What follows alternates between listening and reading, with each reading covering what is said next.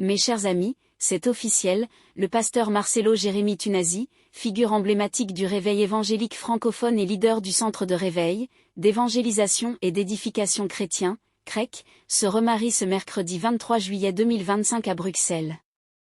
L'heureuse élue s'appelle Esther Aïcha, une prophétesse bien connue dans les cercles chrétiens pour sa douceur, sa profondeur spirituelle et son engagement dans le ministère prophétique. Cette nouvelle page dans la vie du pasteur Tunasi suscite de vives réactions, d'autant plus qu'elle s'inscrit dans une histoire d'amour marquée par la douleur, la perte et la restauration. Avant Esther, il y avait Blanche Tunasi. Blanche était l'épouse du pasteur, une femme discrète, profondément croyante, qui avait su s'adapter à la culture évangélique africaine tout en gardant une simplicité et une tendresse rares.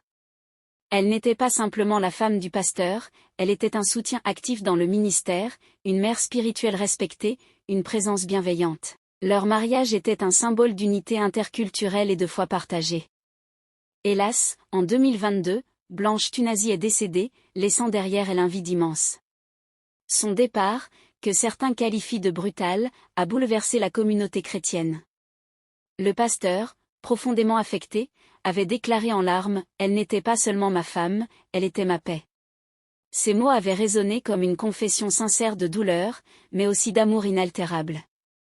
Après ce drame, Marcelo Tunasi s'était quelque peu retiré des projecteurs. Il continuait à prêcher, mais son regard avait changé. Ses messages étaient devenus plus profonds, plus intimes, traversés par une mélancolie et une gravité nouvelles. Certains parlaient d'un homme brisé, d'autres d'un homme en transformation. Pendant près de 2 ans, aucune rumeur ne faisait état d'une relation amoureuse. Le veuvage du pasteur semblait presque sacré, respecté par tous. Mais même dans les Écritures, Dieu autorise l'homme à se reconstruire après la perte. Le deuil n'est pas une prison à vie. C'est dans ce climat de silence que le nom d'Esther Aïcha a commencé à apparaître. Une femme à la beauté sobre et majestueuse, au sourire paisible, au regard profond. Une élégance naturelle, marquée par des formes harmonieuses et une posture digne, sans ostentation. Mais au-delà de l'apparence, c'est son intelligence vive, son discernement et son équilibre émotionnel qui frappent ceux qui la croisent.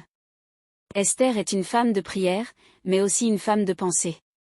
Son parcours spirituel n'est pas né du hasard. Avant d'être prophétesse, Esther Aïcha a été une intercesseuse cachée, une servante discrète, formée dans les coulisses de l'Église, au prix des jeunes, des retraites, de l'abandon total. Fille d'un ancien pasteur, elle a grandi au contact de la parole, mais a choisi elle-même de suivre un appel personnel. Elle a connu les combats spirituels, les incompréhensions, les nuits sans sommeil passées à genoux, intercédant pour les âmes. Ce feu intérieur, nourri dans le secret, a été reconnu au fil des années. Son ministère prophétique s'est alors imposé avec douceur, clarté et puissance. Très peu savaient qu'une relation se tissait lentement entre elle et le pasteur Tunasi. Ce n'était pas un coup de foudre spectaculaire, mais plutôt une alliance sainte progressive, fondée sur la consolation, la prière, le respect et la volonté commune de servir Dieu. Ceux qui les côtoient parlent d'un lien spirituel fort, d'une complicité calme et d'un amour sans bruit. Esther Aïcha n'a jamais cherché à remplacer Blanche.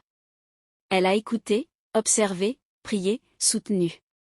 Et c'est cette attitude d'humilité et de sagesse qui a conquis le cœur de l'homme de Dieu. Lorsque le pasteur a annoncé publiquement son remariage, les réactions ont été partagées.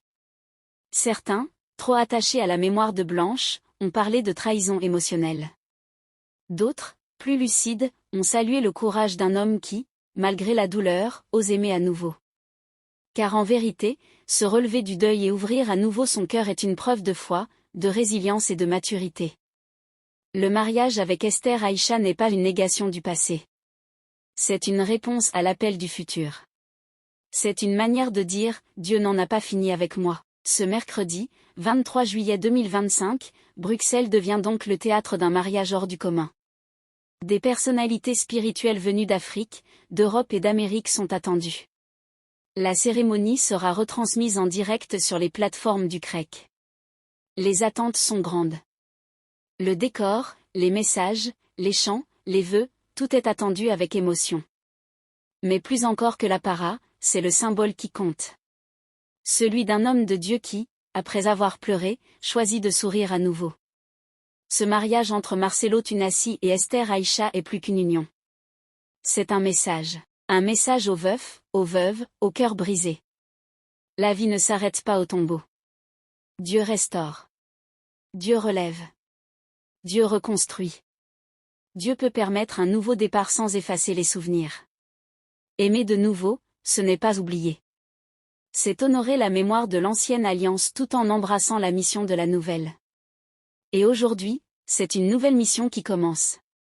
Pour le couple Tunasi, pour leur famille, pour leurs fidèles et peut-être aussi pour l'Église tout entière. Si vous souhaitez connaître comment arriver à réaliser cela, commentaire, nous sommes arrivés au terme de notre vidéo.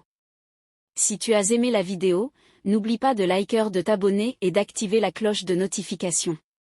Car sur cette chaîne, je t'informe de toutes les histoires, des actualités, des faits divers qui se déroulent un peu partout. Rejoins-nous en t'abonnant et à très bientôt pour une nouvelle vidéo.